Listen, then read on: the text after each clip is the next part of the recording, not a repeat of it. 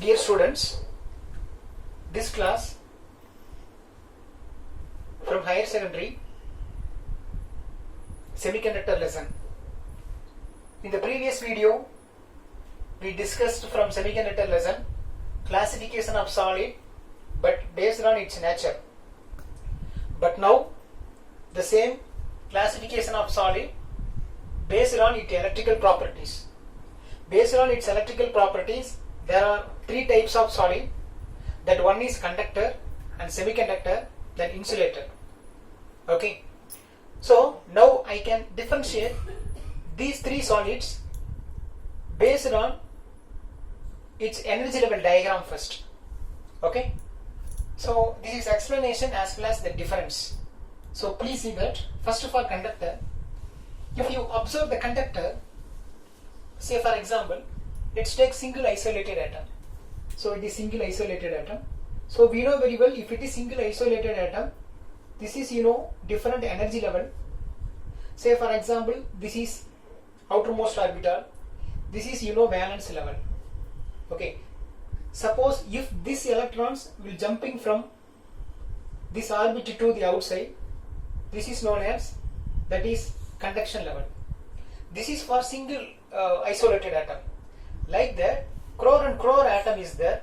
So all the valence cell combined together be called as, that is valence band. Like that, all the conduction level be combined together be called as, that is conduction band. So in the conductor there is a gap.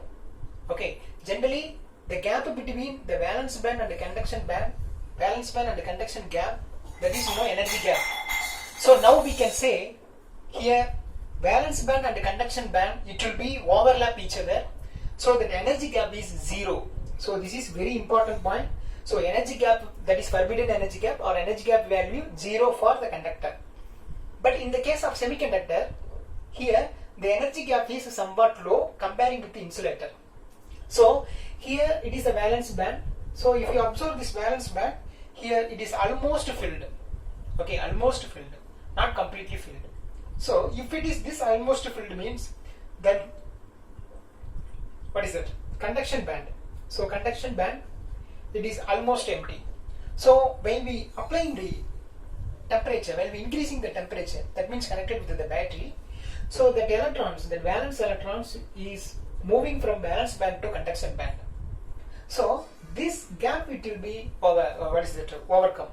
So here, mostly here that energy, valence level energy, then less than 2 electron volt. Okay, less than 2 electron volt for the semiconductor. Then the next one, the insulator.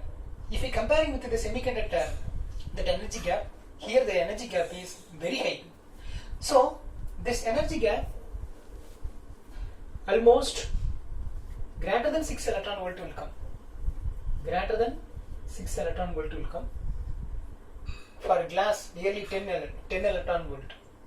For diamond, 5.4 electron volt. Okay. Just simply, it is not accurate value. Simply I wrote that order. So like greater than 6 electron volt.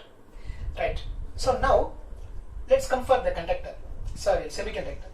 When, why we call it as semiconductor? So you know already. So it is, so it has some resistivity that is in between the conductor and the insulator. So when it is acting as conductor and when it is acting as insulator. So if you observe that at higher temperature, okay, first at high temperature, listen. So at high temperature, even the room temperature also, it is acting as conductor. That means by we increasing the temperature, listen, here, while we increasing the temperature, electrons will move to valence band to conduction band. That means resistance is reducing. So it is converted as a conductor. But when it is acting as insulator, it is acting as insulator at lower temperature. At lower temperature acting as insulator. So at the lower temperature, the valence band electrons maximum in valence band only. So here when the temperature is reducing, reducing, electrons here only, so the resistance is high. So the resistance is high. If the resistance is high means generally its nature, that is insulator. Okay. But in the case of conductor, you know very well the conductor, it's obey the Ohm's law also. So here when the temperature is increasing, resistance also increasing. So I am going to initiate one important point, that is conductor having positive temperature coefficient. That is very important point, because temperature also increasing, resistance also increasing. But if you observe that semiconductor, when the temperature is increasing, resistance is reducing. Otherwise, temperature is reducing, resistance is increasing. So it has negative temperature coefficient. Then insulator also. Then the next one, at room temperature. So at the room temperature, we can say about the conductivity. So generally the conductivity is very high for that conductor. Okay. But the semiconductor, it is intermediate level. But in the insulator is almost nil. Okay. It having the value, but it's very low. Then the next one, it's a resistivity. I didn't mention here resistivity.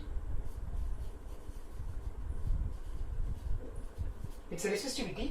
The resistivity level here 10 power minus 2 to 10 power minus 8 ohm meter. Okay. For the semiconductor, it is intermediate. Okay. So 10 power minus 5 to 10 power plus 6 ohm meter. Here both value in 10 power minus, here 10 power minus and plus. Okay. And then if you observe that insulator, it is very high. So that is 10 power 11 to 10 power 19 ohm meter.